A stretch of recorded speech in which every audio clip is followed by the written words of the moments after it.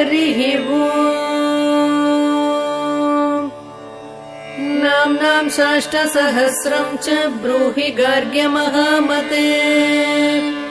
महालक्ष्म्या महादेव्या भुक्तिमुक्त्यर्थसिद्धये। गार्ग्य उवाच सनत्कुमारमासीनं द्वादशादित्यसन्निभम्। अपृच्छन् योगिनो भक्त्या योगिनामर्थसिद्धये। सर्वलौकिककर्मभ्यो विमुक्तानां हिताय वै। भुक्तिमुक्तिप्रदं जप्यम् अनुब्रूहि दयानिधे। सनत्कुमार भगवन् सर्वज्ञोऽसि विशेषतः। आस्तिक्यसिद्धये नॄणां क्षिप्रधर्मार्थसाधनम्। खिद्यन्ति मानवाः सर्वे धनाभावेन केवलम्। सिद्ध्यन्ति धनिनोऽन्यस्य नैव धर्मार्थकामनाः। दारिद्र्यध्वंसिनी नाम केन विद्या प्रकीर्तिता। केन वा ब्रह्म विद्यापि केन मृत्युविनाशिनी। सर्वा संसारभूतैका विद्यानां केन कीर्तिता। प्रत्यक्षसिद्धिदा ब्रह्मन् तामाचक्ष्वदयानिधे। साधु पृष्टं महाभागा सर्वलोकहितैषिणः। महतामेष धर्मश्च नान्येषामिति मे मतिः। ब्रह्म विष्णु महादेव महेन्द्रादिमहात्मभिः सम्प्रोक्तं कथयाम्यद्य लक्ष्मीनाम सहस्रकम्। यस्योच्चारणमात्रेण दारिद्र्योन्मुच्यते नरः। किं पुनस्तज्जपाज्जापि सर्वेष्टार्थानवाप्नुयात्। अस्य श्रीलक्ष्मी दिव्यसहस्रनामस्तोत्रमहामन्त्रस्य आनन्दकर्दमचिक्लीतेरिन्दिरासुतादयो महात्मानो महर्षयः। अनुष्टुप्छन्दः विष्णुमाया शक्तिः। महालक्ष्मी परा देवता। श्रीमहालक्ष्मी प्रसादद्वारा सर्वेष्टार्थसिद्ध्यर्थे जपे विनियोगः। ध्यानम्।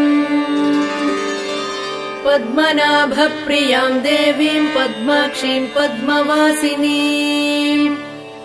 पद्मवक्त्रां पद्महस्तां वन्दे पद्मार्महर्निशम्। पूर्णेन्दुवदनां दिव्यरत्नाभरणभूषिताम्। वरदाभयहस्ताढ्यां ध्यायेच्चन्द्रसहोदरीम्। इच्छारूपां भगवतः सच्चिदानन्दरूपिणीम्। सर्वज्ञां सर्वजननीं विष्णुवक्षस्थलालयाम्। दयाळुमनिशं ध्यायेत् सुखसिद्धिस्वरूपिणीम्। नित्यागतानन्तनित्यानन्दिनी जनरञ्जनी। नित्यप्रकाशिनी चैव स्वप्रकाशस्वरूपिणी। महालक्ष्मीर्महाकाली महाकन्या सरस्वती। भोगवैभवसन्धात्री भक्तानुग्रहकारिणी। ईशावास्या महामाया महादेवी महेश्वरी। हृल्लेखा परमाशक्तिर्मातृका बीजरूपिणी। नित्यानन्दा नित्यबोधा नादिनी जनमोदिनी। सत्यप्रत्ययनी चैव स्वप्रकाशात्मरूपिणी। त्रिपुरा भैरवी विद्या हंसा वागीश्वरी शिवा। वाग्देवी च महारात्रिः कालरात्रिस्त्रिलोचना। भद्रकाली कराळी च महाकाली तिलोत्तमा। काली कराळवक्त्रान्ता कामाक्षी कामदा शुभा। चण्डिका चण्डरूपेशा चामुण्डा चक्रधारिणी। त्रैलोक्यजयिनी देवी त्रैलोक्यविजयोत्तमा सिद्धलक्ष्मी क्रियालक्ष्मीर्मोक्षलक्ष्मी प्रसादिनी उमा भगवती दुर्गा चान्द्री दाक्षायणी शिवा प्रत्यङ्गिराधरा वेला लोकमाता हरिप्रिया पार्वती परमादेवी ब्रह्म विद्या प्रदायिनी अरूपा बहुरूपा च विरूपा विश्वरूपिणी पञ्चभूतात्मिका वाणी पञ्चभूतात्मिका परा काली मा पञ्चिका वाग्मी हविप्रत्यधिदेवता देवमाता सुरेशाना देवगर्भाम्बिका धृतिः संख्या जातिः क्रिया शक्तिः प्रकृतिर्मोहिनी मही यज्ञविद्या महाविद्या गुह्यविद्या विभावरी ज्योतिष्मती महामाता सर्वमन्त्रफलप्रदा दारिद्र्यध्वंसिनी देवी हृदयग्रन्थिभेदिनी सहस्रादित्य संकाशा चन्द्रिका चन्द्ररूपिणी सर्वस्वरूपी भगवानादि ममास्तु मांगल्य विवर्तये हरिः यत्र योगीश्वर कृष्णो यत्र पार्थो धनुर्धरः तत्र श्री विजयो भूतर्ध्रुवान् एतर्मतर्मम अनन्याश्चिन्तयन्तो मां ये जना परिवास्वे तेषां विद्यावियुक्तानां योगक्षेमं वहाम्यहं सर्वेषु आरम्भकालेषु त्रयस्त्रिभुवनेश्वराः देवादिशन्तु नः सिद्धिं ब्रह्मेशानुजनार्दन स्मृते सकलकल्याणं भाजनं मित्रजायते पुरुषं स्तवजं नित्यं व्रजामि शरणं हरिं सर्वदा सर्वकार्येषु नास्तेषां मङ्गलम् येषां हृदिस्थो भगवान् मङ्गलायतनो हरिः मङ्गलं भगवान् विष्णुर्मङ्गलं मधुसूदनान् मङ्गलं देवकी पुत्रो मङ्गलं गरुडध्वजान् सर्वमङ्गलमाङ्गल्ये शिवे सर्वार्थसाधिके शरण्ये त्र्यम्बके देवी नारायणि नमोऽस्तुते ॐ जातवे एतसे सनवामसो मामराति यतो निदाहादिवेदाः सनः पर्षति दुर्गाणि विश्वा आनावेव सिन्धुं दुरितात्यग्निः ॐ ध्यायेन्द्रसिंहवरवत्तरवित्तनेत्रं जानप्रसक्तकरैग्ममतावराभ्यां चक्रं धरञ्चम्रियासमेदं दिग्मांशुकोटि अधिकतेज समग्रशक्तिम् अभीप्सितार्थ पूजितो यस्वरैरपि सर्वविघ्नश्चिरे तस्मै गणाधिपतये नमः तपो विद्यावृत्यादि सद्गुणोगाकरानहं वादिराजगुरुं वन्दे हयग्रीवदयाश्रयान् पूज्याय राघवेन्द्राय सत्यधर्मदाय च भजतां कल्पवृक्षाय नमतां कामधेनवे ಶ್ರೀಗುರುಭ್ಯೋ ನಮಃ. ಅದನ್ನು ಆಫ್ ಮಾಡಿಸಿ ಒಂದು ನಿಮಿಷ. ಮಾಡಬೇಕು ಅಂತಾದರೆ ನಮಗೆ ಮನಸ್ಸಿಗೆ ಪ್ರೇರಣೆ ಆಗದೇ ಇರುವಂಥ ನಾನಾ ರೀತಿಯಾಗಿರ್ತಕ್ಕಂಥ ಕಷ್ಟಗಳು ಬರುತ್ತಂತೆ. ಯಾಕೆಂತಂದರೆ ಭಗವಂತನನ್ನು ಆರಾಧನೆ ಮಾಡತಕ್ಕಂಥದ್ದು ಒಂದು ಪುಣ್ಯವಾಗಿರ್ತಕ್ಕಂಥ ಕಾರ್ಯ. ಅಂಥ ಕಾರ್ಯವನ್ನು ಮಾಡಬೇಕಂದ್ರೆ ಕಲಿಯ ಪ್ರಭಾವದಿಂದಾಗಿ ಅದಕ್ಕೆ ಅಡಚಣೆಗಳು ಬರುತ್ತೆ ಅಂತ ಶಾಸ್ತ್ರೀಯ ವಿಷಯ. ಇವತ್ತಿನ ದಿವಸ ನಾವು ಈ ಕಾಮಧೇನು ಕ್ಷೇತ್ರದಲ್ಲಿ ಆ ದುರ್ಗಾ ಹೋಮವನ್ನು ಮಾಡಬೇಕು ಅಂತ ಸಂಕಲ್ಪ ಮಾಡಿದ್ದೇವೆ. 48 ದಿವಸಗಳ ಕಾಲ ಅಂತ ಹೇಳಿದ್ರೆ ಒಂದು ಮಂಡಲ ಅಂದರೆ 48 ದಿನಗಳು. ಆ 48 ದಿನಗಳ ಕಾಲ ಅಗ್ನಿಯಲ್ಲಿ ಭಗವಂತನನ್ನು ಆರಾಧನೆ ಮಾಡಬೇಕು ಅಂತ ಸಂಕಲ್ಪ ಮಾಡಿದ್ದೇವೆ. ನಾವು ಯಾವುದೇ ಒಂದು ದೇವರ ಆರಾಧನೆಯನ್ನು ಮಾಡಬೇಕಂತಾದ್ರೆ ನಾನಾ ರೀತಿಯಾಗಿರ್ತಕ್ಕಂಥ ಪ್ರತೀಕಗಳಿದೆ ನಮಗೆ.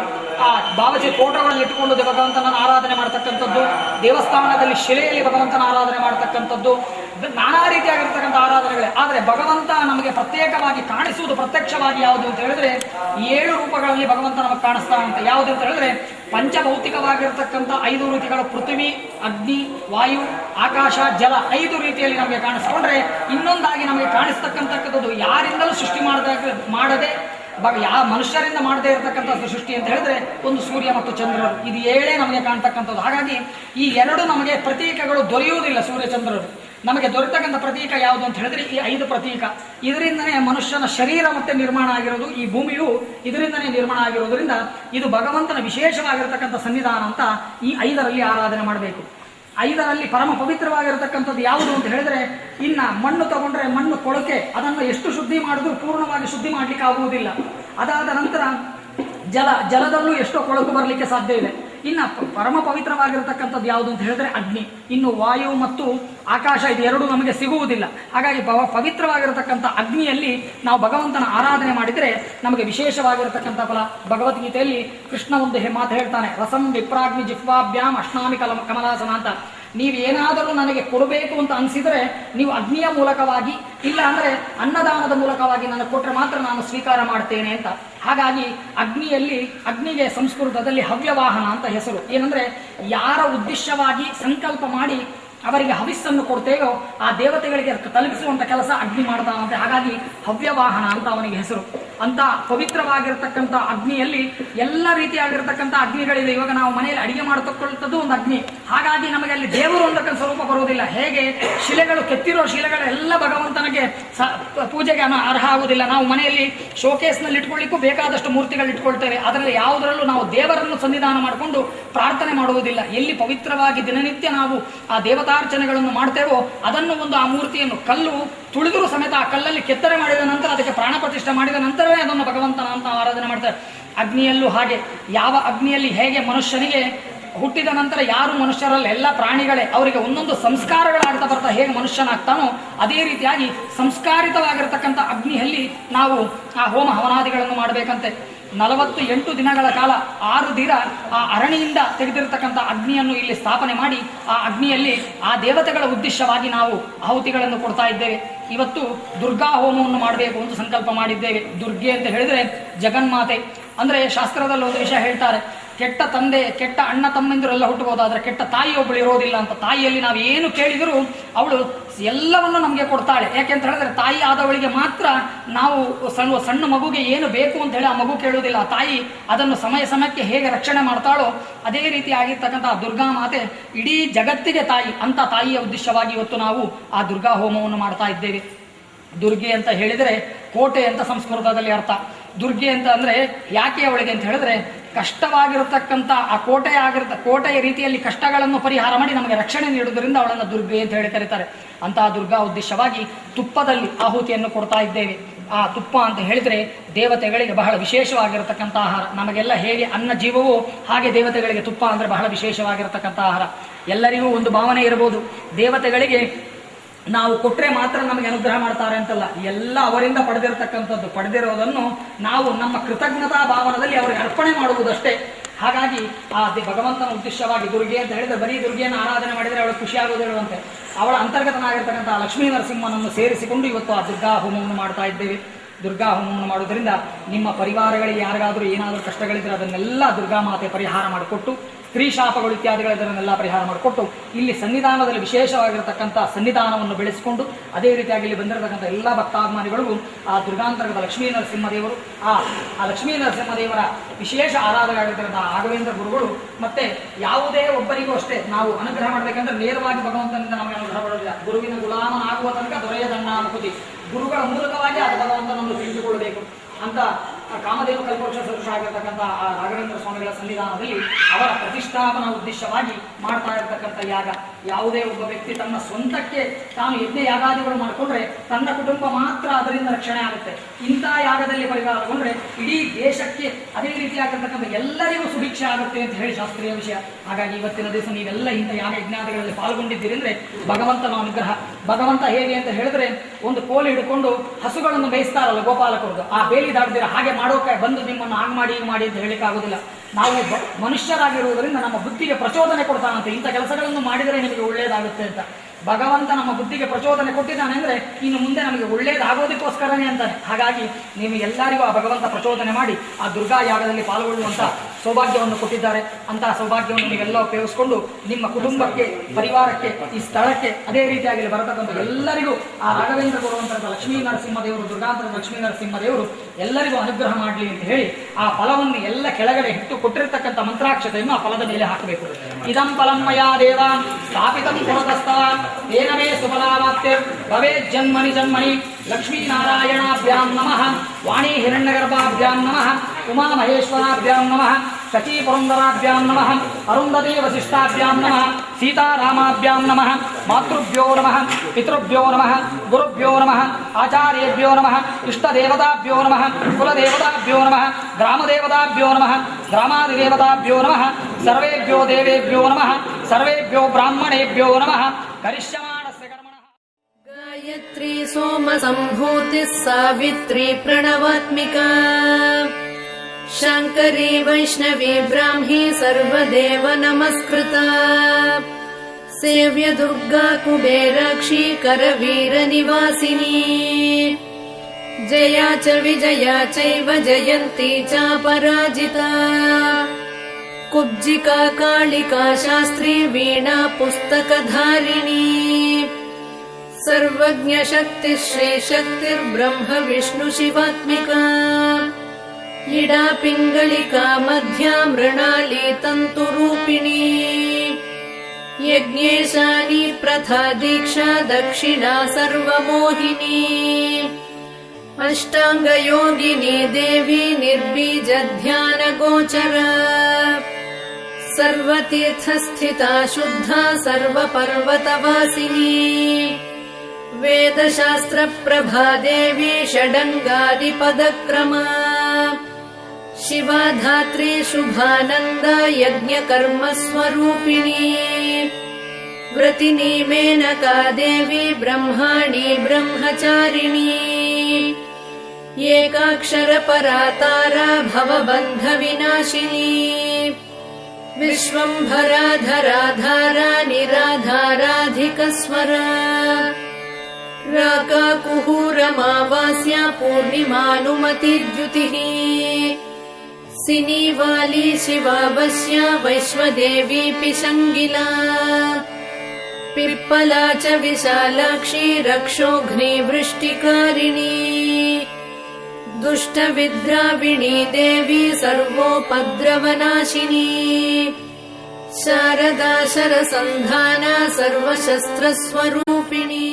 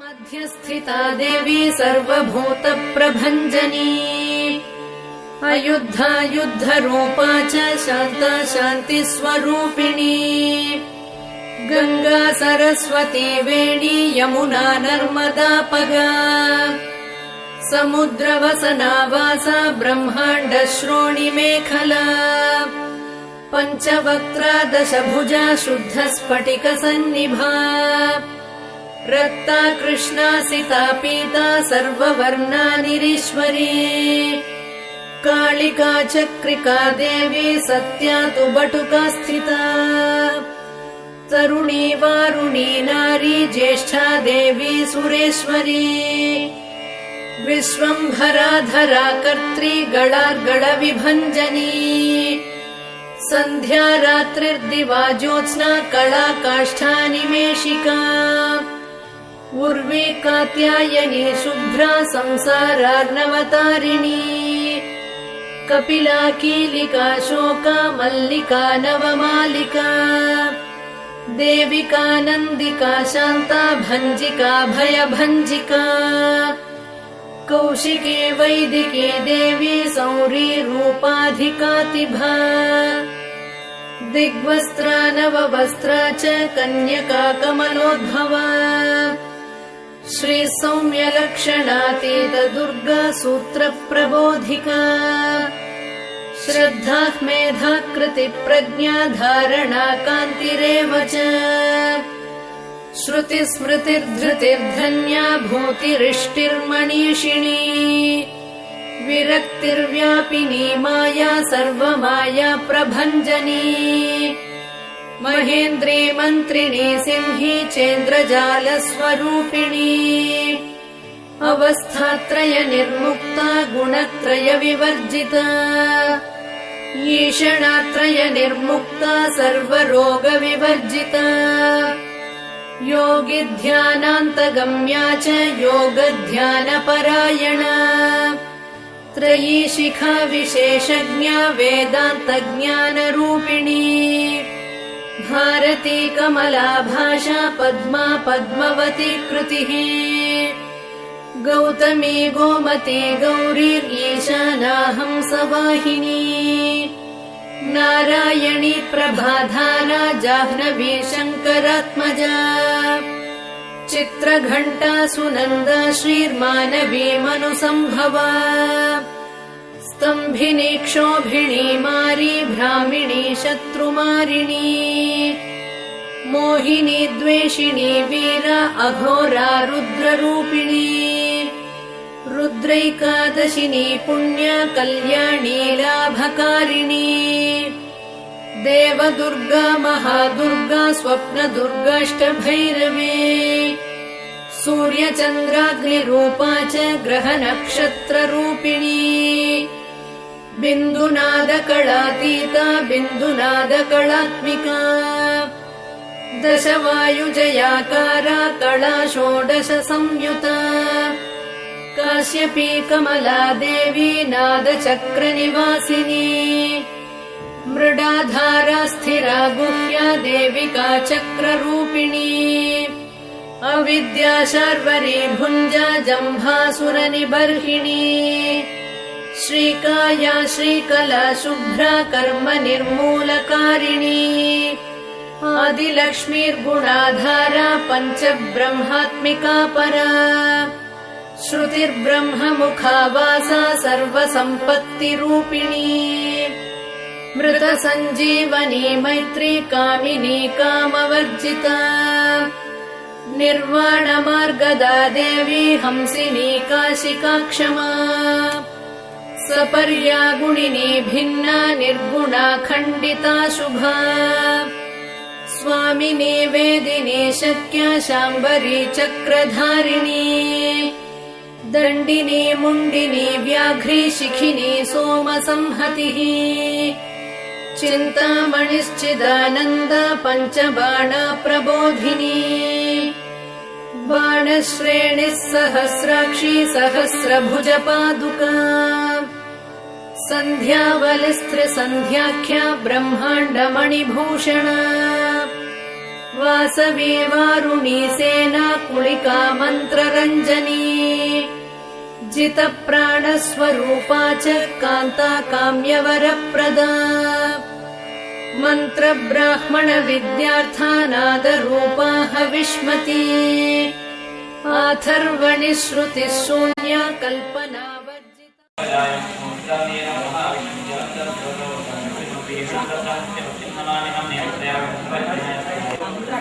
ಸ್ವಲ್ಪ ತಲೆ ಮೇಲೆ ಹಾಕೊಂಡು ಅವರು ಸ್ವಲ್ಪ ಪವಿತ್ರಂ ದತ್ವಾ ಓಂ ಪ್ರಣವಸ್ಯ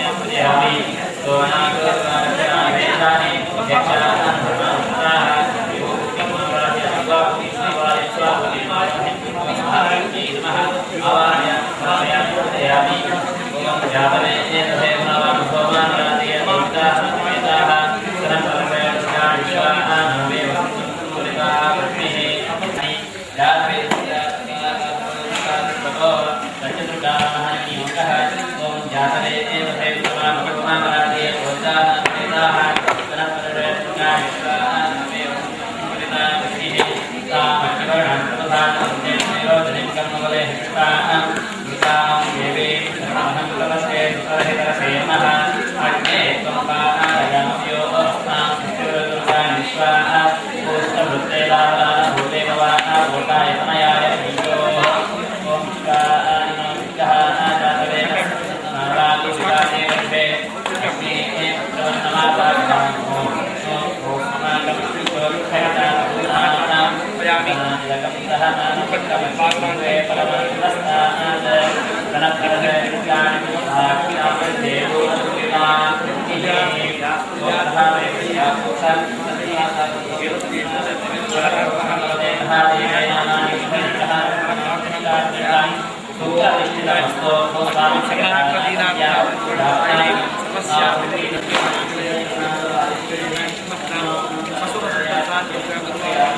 Sampai